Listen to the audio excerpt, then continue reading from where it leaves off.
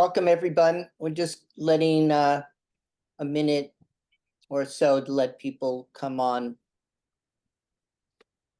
Thank you guys for joining. And my name is Lou Sagar. I'm the founder of the Alchemist's Kitchen. And tonight we're going to give a nice overview to the medicinal benefits of the Alchemist's Kitchen. Some of you may know us. We're based in the Soho neighborhood of Manhattan. We have a beautiful elixir bar and an apothecary.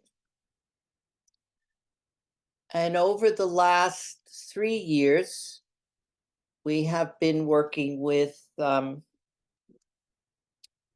psychotherapists and doctors, integrative doctors, always looking at how we can educate our community to the power of plants, power of mushrooms. We started with herbal remedies and migrated and put a lot of effort into cannabis, cannabinoids, particularly non-intoxicating, but for the purposes of relief from stress and inflammation, pain, so on. About 3 years ago, I started working with doctors here in New York who had patients that were really struggling with depression, addiction recovery, and we began to assist them with a safe, reliable way to try mushrooms, psychedelic mushrooms, medicinal mushrooms, all in the spirit of healing, health and healing. The class tonight is going to be recorded, so for those who were not able to attend live, we had a very large number of people signing up. We do send out a recording. I'm going to talk for maybe 30 minutes. Any questions that you might have, you can put them in the chat, and then we'll try to field the questions. I have a great assistant, Kiera, who's helping tonight. She's one of our team leaders here at the Alchemist's Kitchen, and she's going to help to moderate. So the main purpose, stage 1 of microdosing, is the elevation of mood. What we have found with over 300 clients and referrals is that when we assist the user to elevate their mood, a couple of immediate benefits. First, the anxiety, the parameters of anxiety up and down, very, very mitigated and managed much, much more easily. 2, the triggers that tend to escalate our upset, getting angry, getting stressed, is highly tempered because the use of the psilocybin is stimulating the neurotransmitters, increasing the serotonin uplift, activating the circuits within the cognitive areas of the brain, and the mood is slightly elevated. Microdosing is intentionally almost subperceptual. Many people who might have had a psychedelic experience in the past, back in school, very often was done in a very recreational way, not in a medicinal way. Here's the forecast for tomorrow. And we are focused on medicinal. There is medical.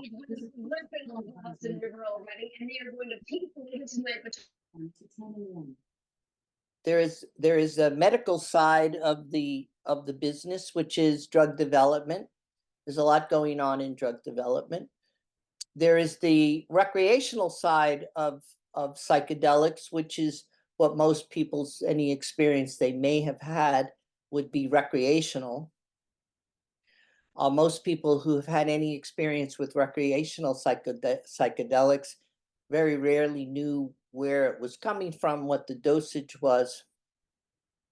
And then there's ceremonial, where people are going to retreats, looking for healing, health and healing through the use of ceremonial products, you know. So we're medicinal. So our interest is to educate to microdosing. And this first stage of elevation of mood is what the focus is on. When one needs focus, we recommend using lion's mane, which is a medicinal mushroom. It's often found in powder form. We tend to recommend that it's used as a plant medicine, as a plant medicine, but as a mushroom for focus and tincture.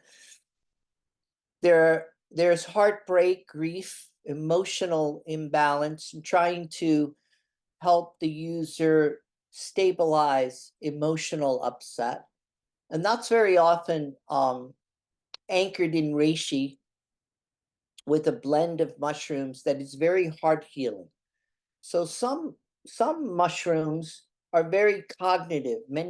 There are many strains, well over 100 strains of psilocybin in particular, and medicinal strains, which are more and more being studied for how it can be tailored and paired to a particular intention. Setting intention is one of the most important goals that a user should set forth. So, and when we do our consultations, and by the way, we do complimentary one-on-one consultations, and we always encourage people one-on-one so they can get familiar with what are the options for them in the use of medicinal or psychedelic mushrooms, and what would be their intention. So an intention would be relief of stress.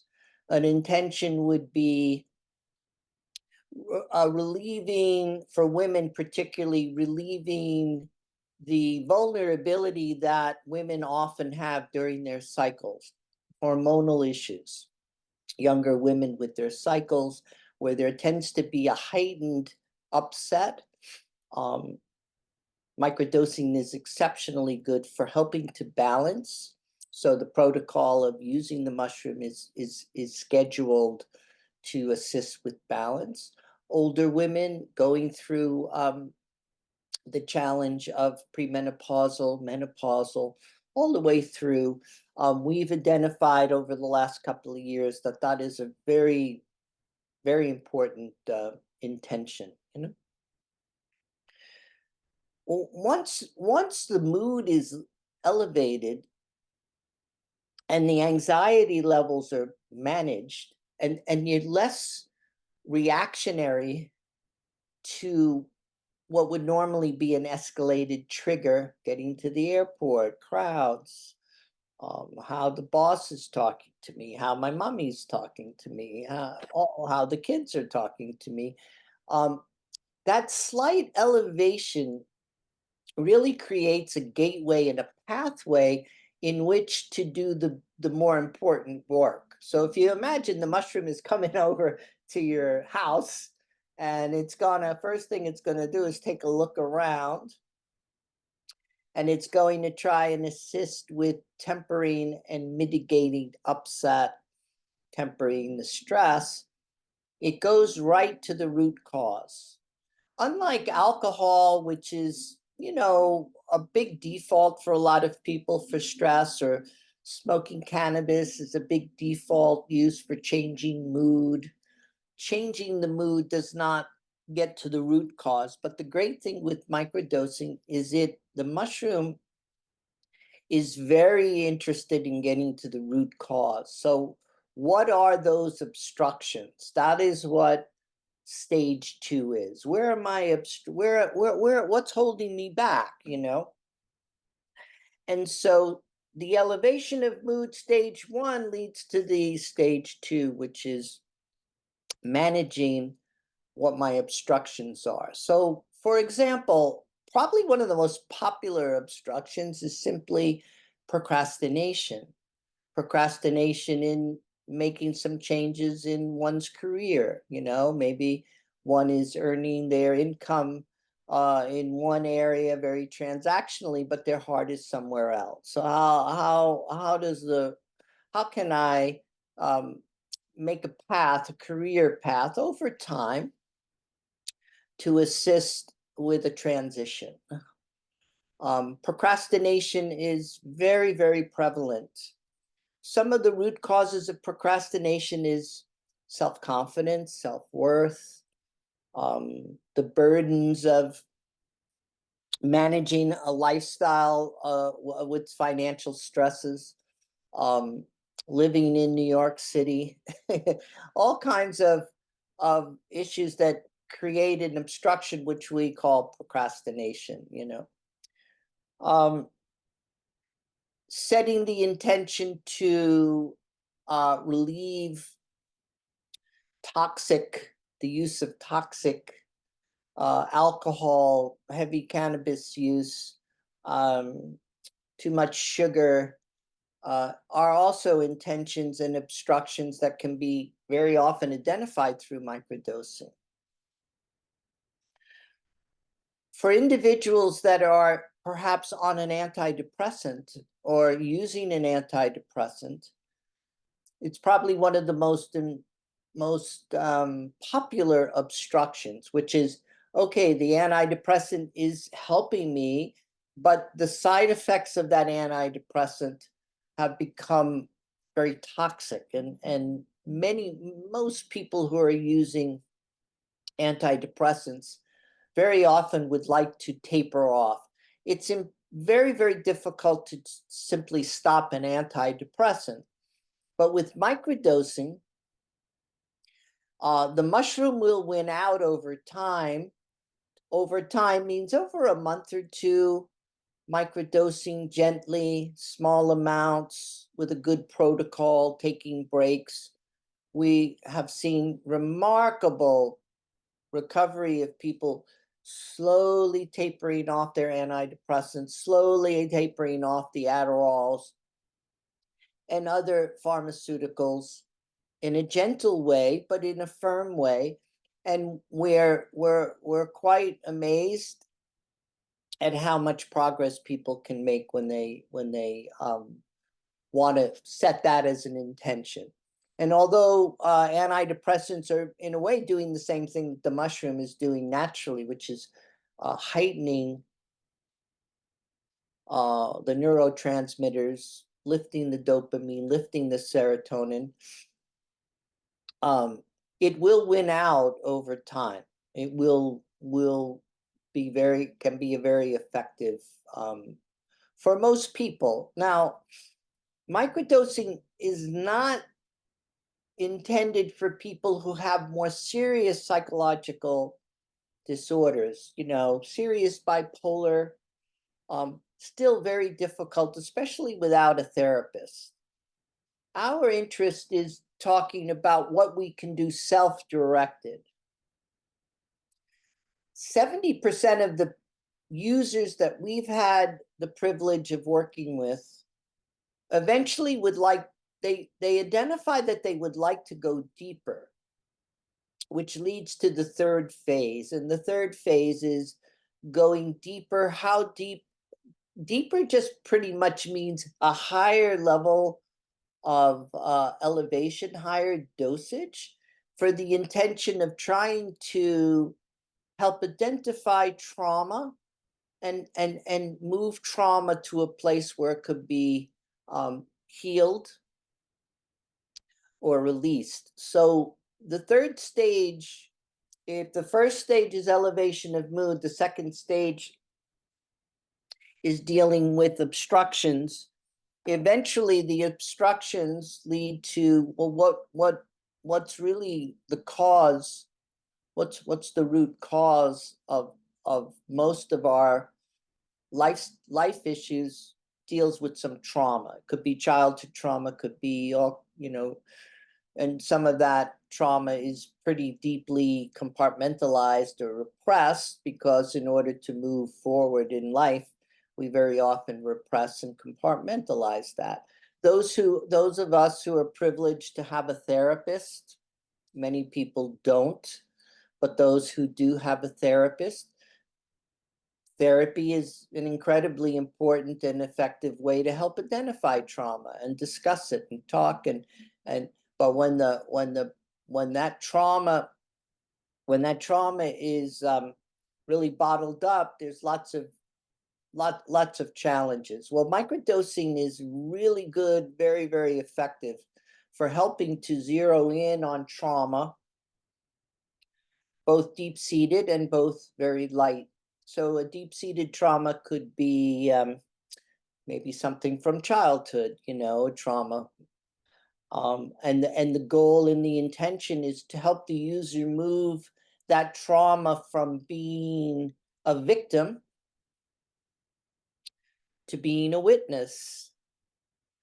So victimization can be deeply hurtful, and people can carry that sense of victimization. I mean, I'm oversimplifying, but for their whole life. Once you're microdosing, though, what starts to happen is you get the context, you get a scope of realizing very often circumstances put people in a position, even at a very young age, to be a witness to experiences that are deeply upsetting.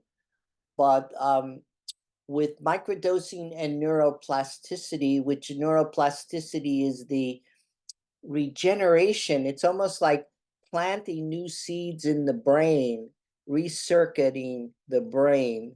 And there's growing evidence, because there's a great amount of study, that with neuroplasticity, one could move a trauma from being something that is still a memory, but the emotional trigger, the emotional upset from that trauma is surrendered. It's actually surrendered to the point where the user can continue with their main goal, because what is the main goal of microdosing is personal growth, expanding consciousness, creating a better way to look at life, becoming more empathetic, being a bit more compassionate. All of those benefits manifest in different ways for different people. It's not simply like people want to do microdosing, and then be happy and be in a good mood. It's part of a process. So when the mushroom comes over to visit, it's also pretty selfish. So one of the risks of microdosing is users can feel more fatigue. I will say that's one of the bigger downsides, or things that people have to be aware of. It's not like you get sleepy, but you can get fatigue because your brain circuitry is getting reworked. So it does, for many, help them with sleep. They sleep deeper, they sleep better due to microdosing, because that. But I would say that fatigue is one of the bigger risks, not a risk, but one of the things people need to be aware of, especially people who are not living in a deeply problematic psychological disorder, However, one of the things that the mushroom encourages is to not spend so much time fixing other people's problems. Many of us have a tendency that we've got a lot of old friends from high school and college and work, and when when they reach out and they want to have dinner and they want to connect, very often it's because they want to share their problems. And the mushroom is kind of an ally saying, you know what, maybe it's better for you to um, feel good, wish them well, be compassionate, but don't rush to fix everyone's problems because you don't really have the time and you really need to focus on yourself. So there is a bit of microdosing does tend to, on the one hand, it's a paradox. It wants you to be more selfish and more focused on what's important for you, what's important for the user. And at the same time, you're more elevated, so you want to be more compassionate, more patient. Very often, microdosing is even very effective for improving work. So, for example, if you're in a high stress, transactional business with deadlines or sales, very, very often you're waking up in the morning, you're already stressed out with deliverables that people have to do for you, or contracts that have to be negotiated, or satisfying the demands of clients. And the elevation of mood very often gives you a little bit of a competitive advantage because you can be a bit more strategic. You're listening a little better. You're not rushing to fix the problems. Sometimes, amazingly, the problems get resolved without having to get so vetted,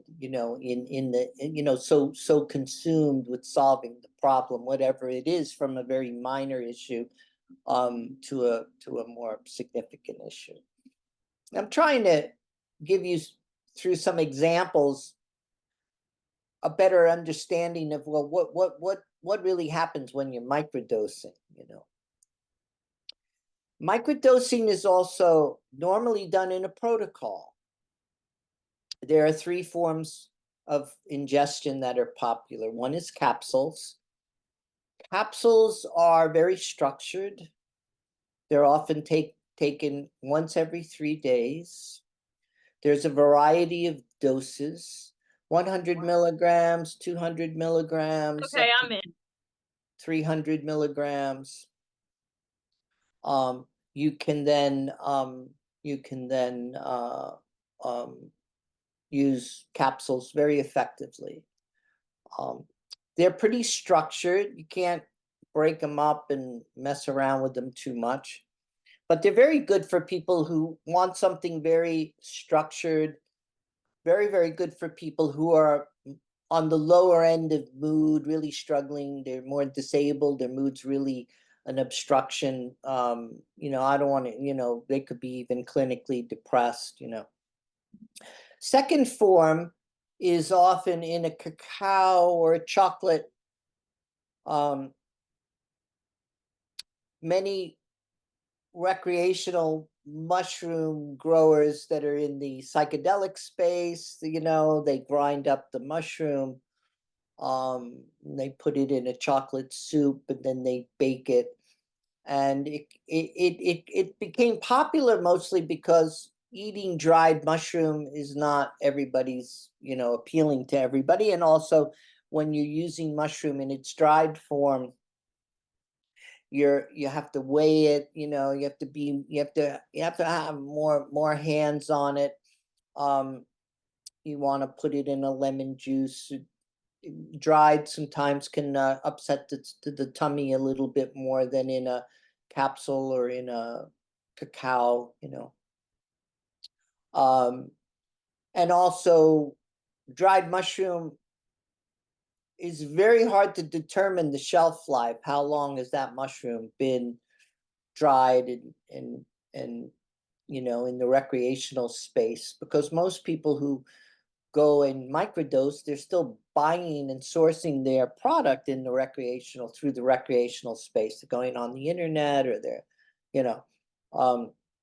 it's very difficult to navigate what's the strain, what's the right dosage, where are you getting the right information. Albeit there's a lot of information online, it's not so easy to navigate. A third form of ingestion is tincture. So medicinally, when you take mushroom in a tincture form, you can really control the dosage, right? You can, you know, certain number of drops or a half a dropper full or a full dropper full are going to have different impacts. In the medicinal space, tincture is good because you have a lot of control. You can use a tincture in a very small, you know, because you're going to work a little bit, a few drops.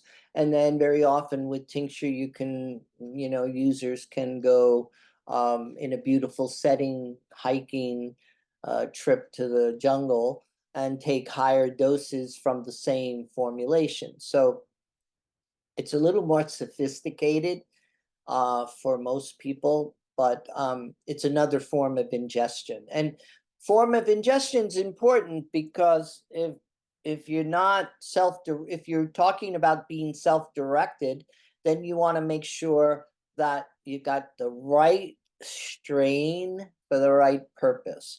Albino, we're going to send out a PDF of around our microdosing protocols and you know, so you get a little more information. But when we do our one-on-one consultations, very often we talk about the strain, what will do what, depending on the need of the user. Everybody is so different, really different. There are common issues, but we really try, you really have it. Microdosing really demands a certain amount of coaching and a certain amount of personalized attention. It really does, in order to give people who have not had that much experience, if any, with a psychedelic, they really need the support. They don't need endless support. You're not microdosing forever, by the way. You know, microdosing and is not intended to replace, you know, high blood pressure medication or you know, where you're going to be doing it the rest of your life. It's not intended that way. It's really intended to be used as a tool to accomplish certain goals. And along the way, if you're fortunate to be a user doing microdosing and you have a contemplative practice like meditation or yoga, or you're more active doing Pilates or physical exercise, it deepens and enhances that because anything healthy, you get more out of it from the microdosing because the mushroom tends to be very friendly to anything that will energize the body, improve the body from a health standpoint, you know. And so therefore, when you're microdosing, maybe the intentions are set up for 90 days. After 90 days, you take a break. A break could be a week. A break could be 2 weeks. A break could be 2 months. But it's very important to take breaks even when you're microdosing. So a good protocol might be mid-morning, every other day. Weekend, not working, maybe you're taking a slightly higher dose to elevate a little bit more. And then you're taking little breaks in between. Another reason for breaks is that the mushroom is working on the brain, on the cognitive, on the circuitry, on the elevation of mood, even when you're not in a perceptual experience of it. Oh, I feel happier, you know. And your manifestation of the benefit would be more like a sudden insight, a sudden memory, a recall to something that might even be tearful, a little upsetting, but releasing little insights that give you a release, you know. Growing up, a summer in Europe, you know, some experiences that have been kind of put to the side are heightened and brought back to kind of marvel and get one in a place of feeling gratitude. Gratitude is gratitude and forgiveness, I think, are two of the really great benefits of microdosing. And it seems kind of ethereal, but there really is two great benefits. Just, you know, coping. Moms who have kids, dads who have kids, especially younger children, the kids, you hear them differently. You listen a little bit differently. You manage the interaction and the communications a little bit differently. One of the fastest growing groups are older adults. Older adults in our practice, our approaches, they could be 80. Older adults are often have health issues. But one of the common health issues they have is isolation. They're not always connected and engaged as much as they would like to be. Not easy. And so very, very small amounts of microdosing, very gently, carefully. They have beautiful experiences. I had a guy yesterday, 85 years old. His daughter brought him in for a consultation, and he said that he had 60 years. He remembers when his pop took him fishing, on a lake, and very, very simple reflection. So older adults, they're also microdosing, there's a lot of research going on for neurological issues. I think in the next few years, we're going to see great breakthroughs in the use of psychoactive plants and mushrooms for all types of health and healing. Let's spend a minute before I start looking for some questions around legality. So in the United States, well, most countries, but the United States, psychedelics are not legal. They are not legal. The good news is that they're starting to decriminalize. Oregon particularly is decriminalized and legal. Canada is completely decriminalized. Vancouver is completely legal. California is decriminalized. Colorado is decriminalized, kind of following the pattern that we went through the last 5-10 years with cannabis. So the good news is that we're seeing more and more decriminalization.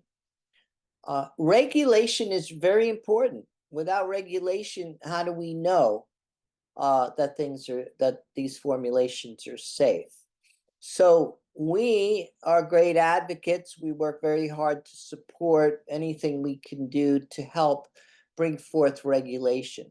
In the area of psychedelics, legalization regulation is going to start through a therapist. People are going to be able to go to the therapist, and the therapist, if they've been trained in psychedelic assisted therapy, they will be able to prescribe a natural offering versus just limited to an antidepressant. That will likely be the first stage, because that's how it's starting. People are talk a lot about ketamine, and a lot of therapists and a lot of clinics are using ketamine. Ketamine is an anesthesia, but it's legal. It's in a loophole, so it's legal. It's not as effective as psilocybin. It's really just not in the same class, but it is helping, and it is, I think, an outcome tonight is anyone that is listening in. Ketamine is kind of a great first step and is helping people. The negative of ketamine is it's very expensive in most situations. So it's way beyond the affordability for most people. It can be very expensive, but there is growing evidence of it being helpful. So I am not one to disparage it. I like to bring it up because it's very becoming more popular because of its legality, and there's value to that. There's merit to that. But I think over the next couple of years, we're going to see more decriminalization. One of the reasons we're going to see more decriminalization is that the military is the leading advocate because of veterans who have PTSD. And one of the organizations that I'm very close to, I've had the privilege of working with some of the major leaders in the industry, is MAPS. It's an organization that's doing tremendous studies. They're in the third phase of using MDMA, which is a psychoactive, for the treatment of PTSD. So the military and the veterans and treating former soldiers from combat, which is a very bipartisan interest on the part of the whole society, is helping to accelerate decriminalization, and so it's something that in building our community and doing these kinds of classes and wanting to educate people to the health and healing benefits is always important for us to acknowledge. Yes, there are risks with legality, but in trying to hold the medicinal space, we're doing everything we can to provide a safe and trusted pathway for people who want to explore the use of microdosing for elevation of mood. Okay, so I have a question from Christopher Potter. Do certain strains have different or certain focused benefits, such as GT, golden, penis envy, 8B, etc.? Yes. Yes, there are some strains of psilocybin that are very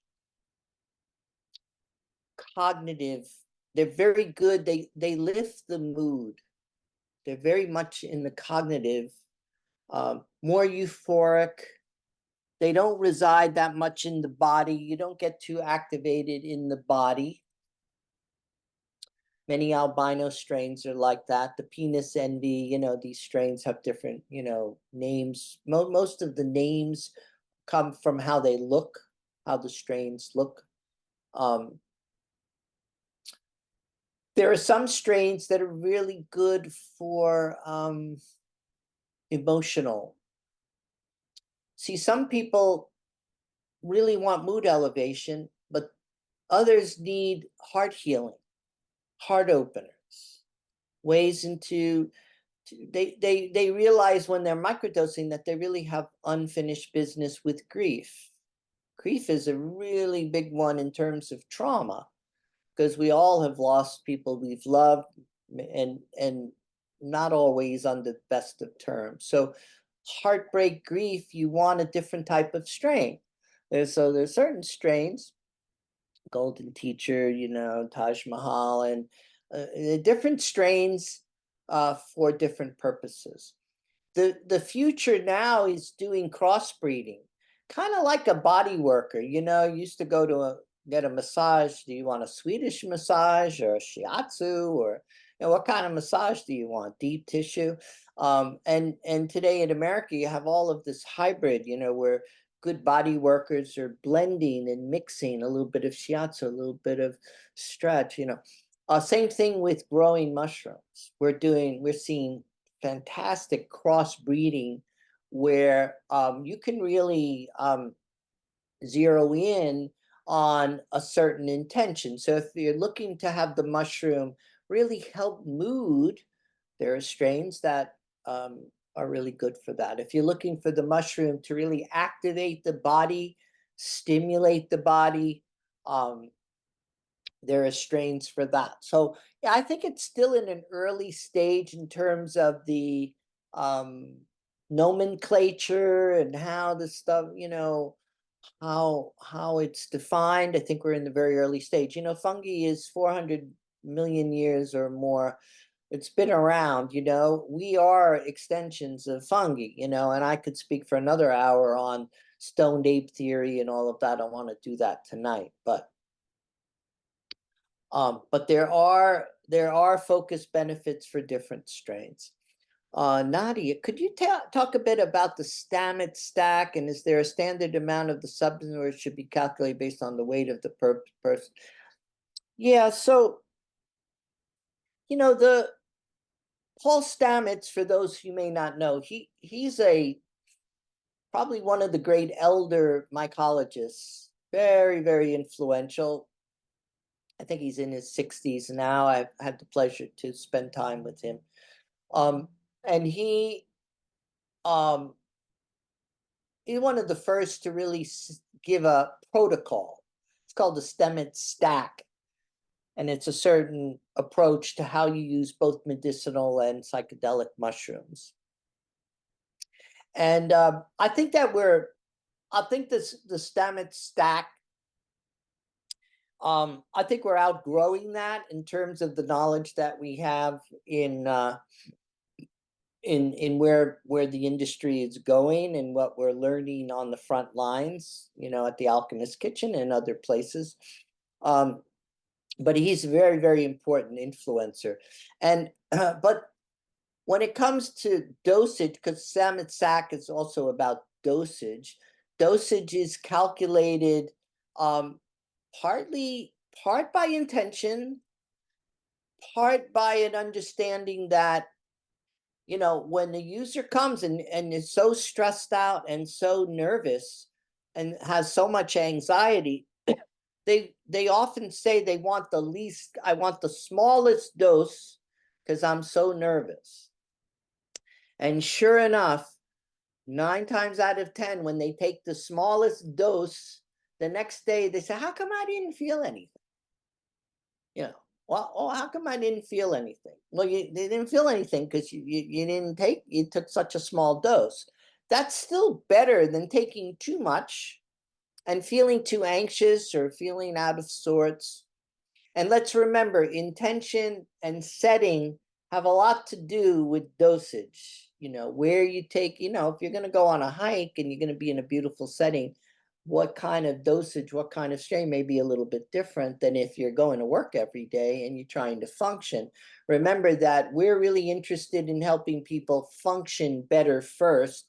And then if you're interested in exploring and elevating and practicing and great, but do it in a context where you're in a better setting and you're not under the same obligations as you are in your work experience. Do you have a list, Gigi? Do you have a list of therapists who are working with microdosing in therapy? Yes.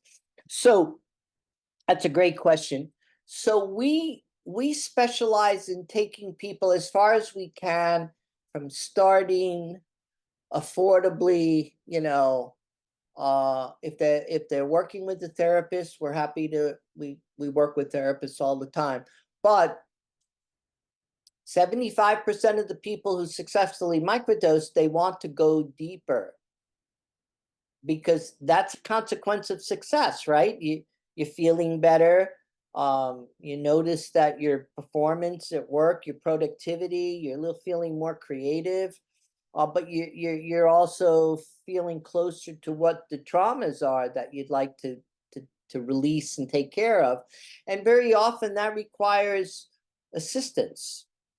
And so, yes, there are 3 types of assistance, just quickly.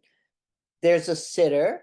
Sitters are really interesting. They're not therapists, but they're very good at holding your hand or assisting, kind of like a doula comes over to the house. So there's sitters, trips back in the day called trip sitters, but there are sitters.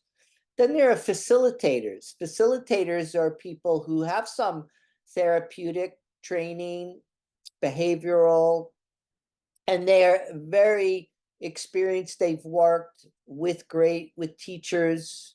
They really understand medicine. They understand the how to dose, um, how to be compassionate, what kind of tea to drink, what to eat, how to get through a journey. Facilitators are really good guides for journeys. A journey is defined as one surrendering their trust and putting their trust into someone so they can be totally surrendering to the experience to work to relieve trauma and to really get closer to an expanded consciousness. That's its purpose, briefly. And then there are great teachers. Most of our great teachers we would consider really masters, they don't sit around waiting for people to make an appointment. They're traveling. So certain teachers that specialize in different types of journeys and experiences, they come through. And we, very as often as possible, we help facilitate that. Well, once we know what someone's looking for. And microdosing is a great way in which to prepare. A lot of people, they oh, I want to go down to Costa Rica. They go to Costa Rica, they have a sweat lodge, they do 3 nights of ayahuasca, and they just feel transformed. And then a week after they come back, 2 weeks, the halo rubs off pretty quick and there's no integration.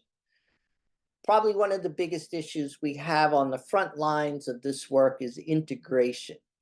And one of the things that you need with integration is engagement with a community of people. So there's a lot of good work to be done with introducing you guys to either sitters or facilitators, or letting you know where there's good teachers coming through. Sometimes people simply just want to talk to a therapist, and they are scared to talk to a therapist. They don't know what it's going to cost. So we arrange very, very good exploratory therapeutic onboarding.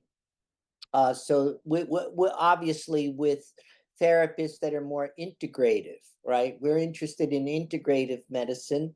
It's only been 10 years that before it used to be called alternative, and now it's called integrative. So we've got a great network, and we're completely open and receptive to helping anyone that we connect with through these classes to good teachers. And we do it completely on a referral basis. We're not agents. We're not, we're just doing it in the spirit of supporting the relationship. So for those of you that are interested in that, Kiara will put an email in. You can always email us, and so do certain different. Well, yeah, the albinos are really good for mood elevation. The apes and the penis envies, they're really good for more altered state. I would say they're really good. They're better for someone looking for a little more of an altered state than simply an elevation of mood. So some strains are just stronger. They just grow stronger. Golden Teacher is very popular. It's grown. It's very easy to grow it, and so it tends to be more available for people. But we always counsel people is make sure you know what the strain is, because if they're not sure what the strain is, the story of people come and they say, "Hey Lou, I'm microdosing," and we go, "Oh, great, well, that's awesome. How are you microdosing?" "Oh, I have this beautiful Reiki healer, Amanda. She's so great. I get my microdosing from her." "Oh, wow. How that's great. Where is it coming from? Do you know?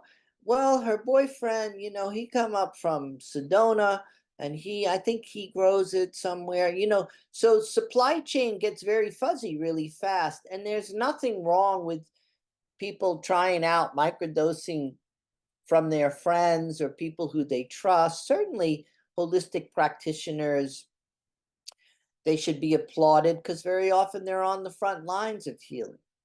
But I'm here to tell you that one of the real goals of this little conversation tonight is we need to be asking about source and where, and is it been tested, and is it just so we can comfort ourselves that we're doing everything we can to put ourselves in a place where we can be self-directed.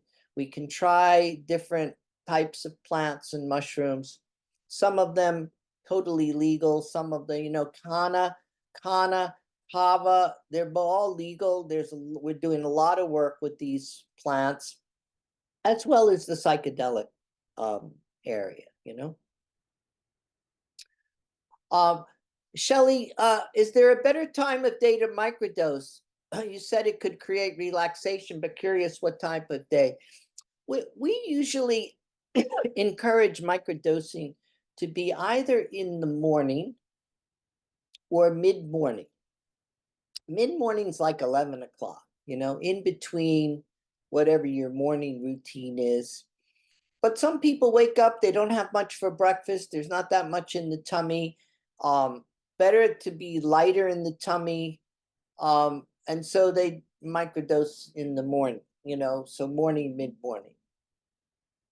If you're, because a decent microdose, a couple of 100 milligrams, it's gonna elevate, and then it kind of, if it's properly dosed, it's gonna just, you won't be feeling it by the end of the day. So morning tends to be the time of choice. Now, one of the great benefits of microdosing for those who are alcohol users and maybe drinking a little too much, and doesn't take long to feel toxic. When you microdose, you will not feel like drinking alcohol. It's pretty fast. You just simply feel like slowing down the alcohol. It doesn't mean you can't enjoy a beautiful glass of wine, or you go from drinking to sipping. So for people who maybe are going out socially, taking a little bit of a chocolate, a little bit of a small dose before going out, you're going to get the benefit of feeling very socially engaged, but not much interest in alcohol.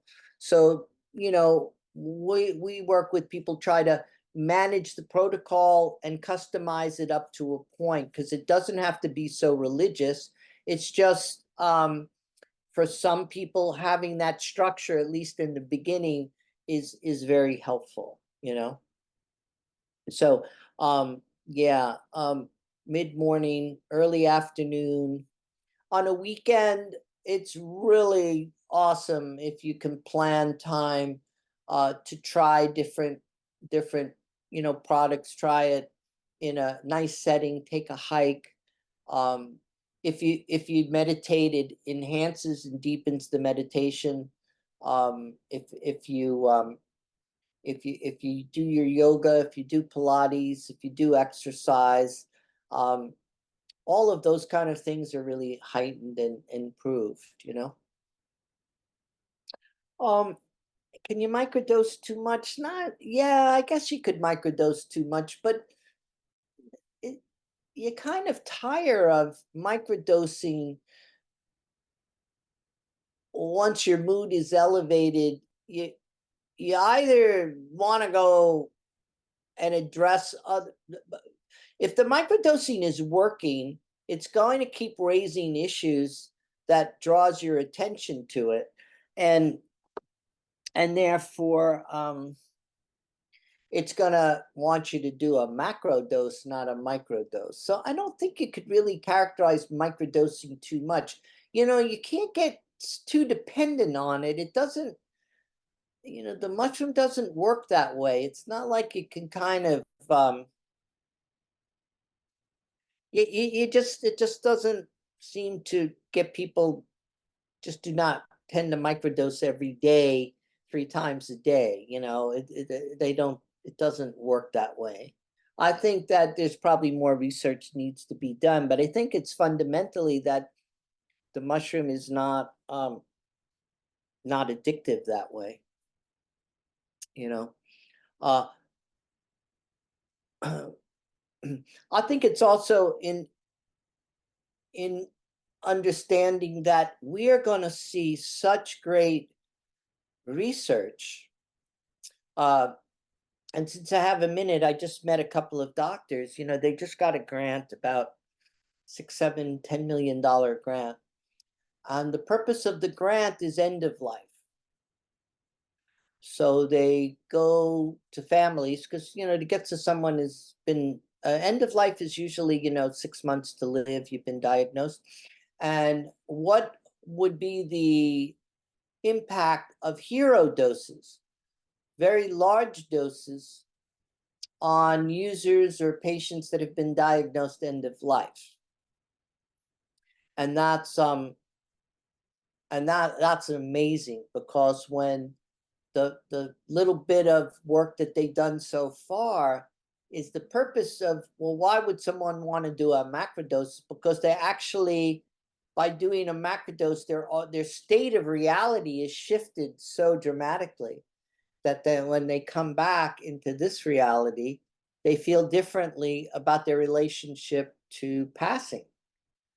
And these guys, I'm not speculating at all on the outcome of this, but I'm only gesturing that there's a lot of talent, great medical and scientific talent, being drawn to the study of mushrooms, and thankfully it's getting more and more financial support, because we're talking about the extension of ourselves. Mushroom fungi is going to help heal the climate. It has so many benefits, and so there's a lifestyle ethos around it that I think all of us have an opportunity to benefit from, whether we microdose or not. It's a very exciting time, to be open and receptive, and remember that we've all been so conditioned by the media.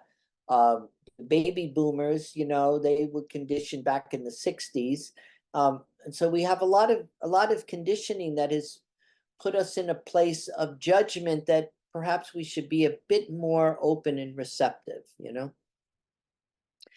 Can you say something about the Cambodian strain? Sorry if it's too good, but it's the only one I found for sale here in Brazil. Well, the Cambodian strains are they definitely grow great strains. I think the main issue with the Cambodians is, when was it grown? How long ago? Because there is a lot of predatory, there's a little bit of pollution around the Cambodians, because if it's grown in Cambodia, then it means it's been traveled.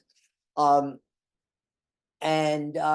if it's been grown in Brazil, then then the Cambodian strains, they tend to be very much in the body, activating. You really you feel like dancing, you feel like movement. It stimulates a lot of movement. That's, I don't know that much about it, I don't want to speak from a place of deep expertise, but that's my understanding of it. Yeah, best way to prevent nausea if you're using a dried mushroom would be lemon juice, lemon tech. Yeah. No, not too many food restrictions. Just no sugar. I mean, mushroom really does not like sugar. So, and we have a lot of sugar in our diet. So, that's something that we have to be mindful of.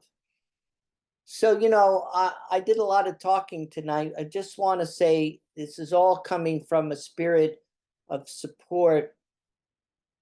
and we're on this journey together. I really encourage anyone that is interested in going a little further, having some, we welcome signups, completely complimentary. That's part of the work that we do. They're 20 minutes. For those, we like to meet everyone. If we meet people one-on-one, we can assist with access to product. But the main thing is just building relationships, building the community, and hopefully we learn from each other as we move ahead in 2024. And I want to just thank you all. We had a great turnout tonight live, and we'll be in touch. So have a great January is a great month for self-care and self-healing, and we really wish you all the best. Thank you so much, guys. Have a great night. Bye bye now.